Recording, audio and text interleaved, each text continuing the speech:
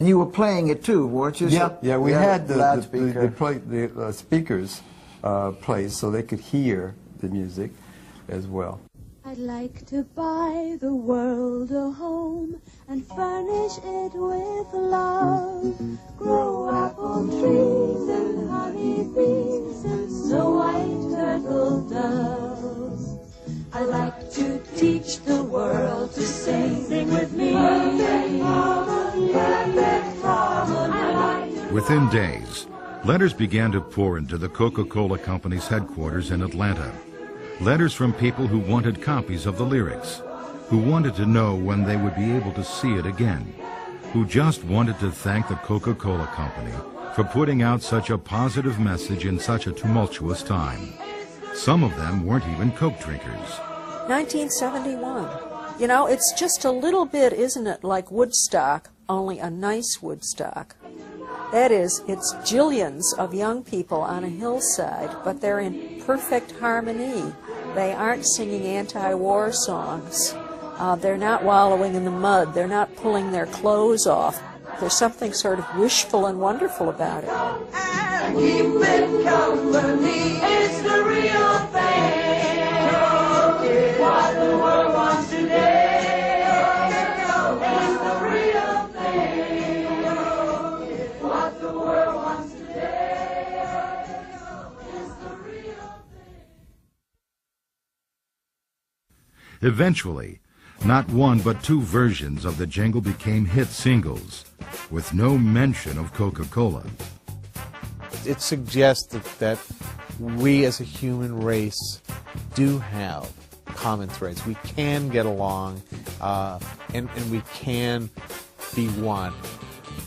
But that kind of optimism faded quickly, as the spirit of the 60s gave way to the 70s. Therefore, I shall resign the presidency effective at noon tomorrow.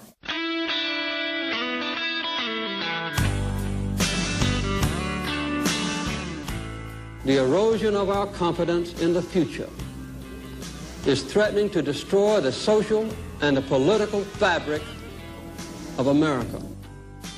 Between gas lines, inflation, and national malaise, maybe people needed to pause and refresh more than ever. If you look back through the history of songs, it's when America is its most down that you see the need for upbeat songs. Pack up your troubles in your old kit bag, America was down. Happy days are here again. America was down. He said, look at all the things you got to look at. We got the world's greatest music, the world's most beautiful scenery, and the world's best soft drink. It was as simple as that. Look up, America, see what we've got. Head in the sunny side of living.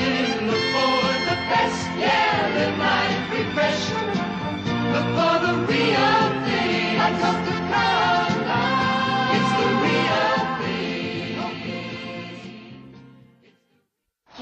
You need any help? Mm-mm. I just want you to know. Of course, some Coke ads managed to exert an emotional pull even when they had nothing to do with contemporary events. Want my Coke? It's okay, you can have it. No. Really, you can have it. Of course, Mean Joe Green, one of the most popular football players of the decade, and pairing him up with this little kid, just wishing him well after a bad game, it really struck a chord. But that ad was transformed all over the world into different cultures, and different local communities had soccer players or lacrosse players in the same circumstances. Hey kid, catch, and that's how they all end. Again, it's all focused about seeing yourself in that ad, kind of tapping you on the shoulder and saying, hey, here we are, do you want to be a part of this? And the consumer hopefully jumps in and says, you bet, I'll drink a Coke. But America's emotional ties to Coca-Cola would be strained as never before during 80 fateful days in 1985.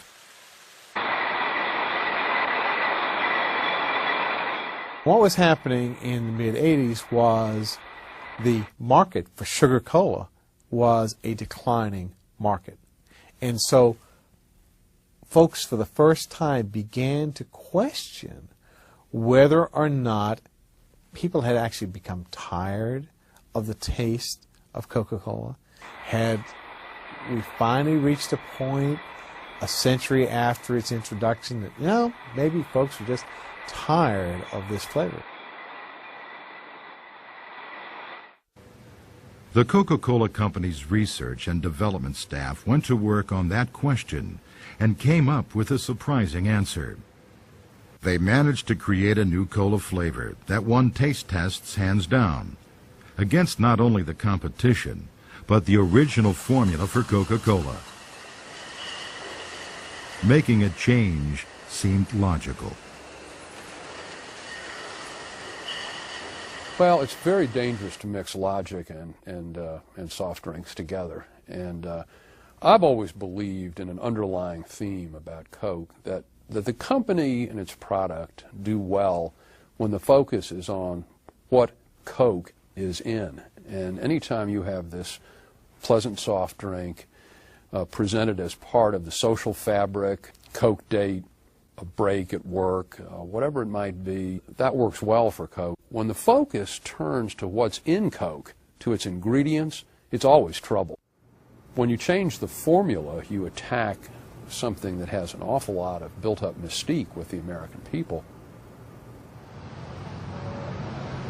But in the mid-'80s, those people seemed to want something new.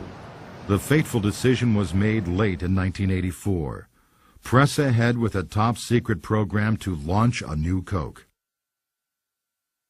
It wasn't something that was talked about. It had code names, secret meetings, late-night phone calls, all building up to the introduction of what we believe was the best soft drink on earth, new Coca-Cola.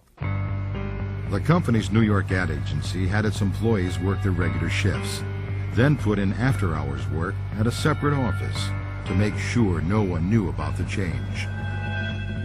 People working on commercials for the new flavor were told it was just a new packaging design.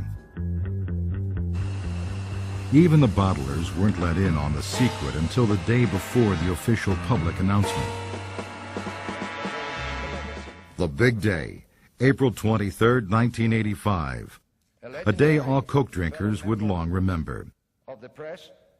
The Coca-Cola Company's CEO, Roberto Goizueta, broke the news at a New York City press conference.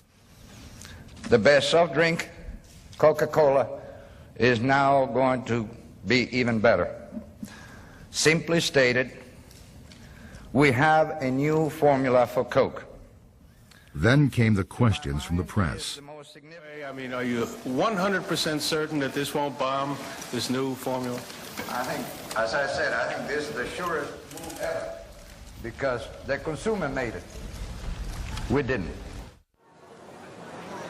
New Coke was launched in a confident blaze of publicity. But public reaction was immediate and negative. All of the taste tests said people preferred the taste of this new product to the century-old product.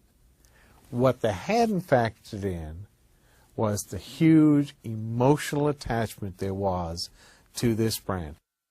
One of the things they say is they were only looking at getting people who didn't currently drink Coca-Cola to come to Coca-Cola with a change of taste.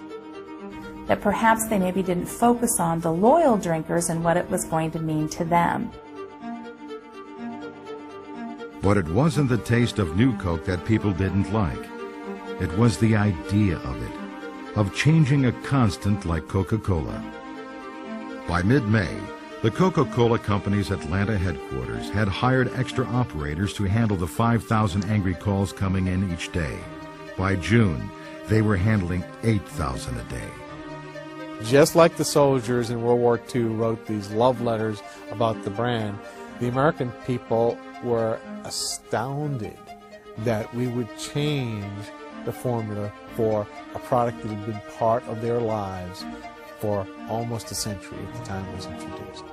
And they told us in no uncertain terms that we shouldn't do that. We didn't have the right to change the formula of their product. And many of them weren't Coca-Cola drinkers. They're just American citizens who believe that something fundamental that's a part of their society has come under attack. So you can never get away from the psychology of Coke. And that's where they made their fundamental mistake, as far as I'm concerned. By July, the company had decided that enough was enough and held another press conference. The news about the introduction of Coca-Cola Classic ran on the Dow Jones wire at 3:18 p.m. yesterday. I'm Don Keogh, president of the Coca-Cola Company. When we brought you the new taste of Coke, we knew that millions would prefer it, and millions do. And we knew that it would beat the taste of our major competitor, and it does.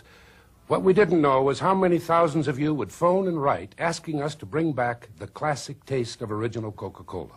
Well, we read and we listened, and you know the rest.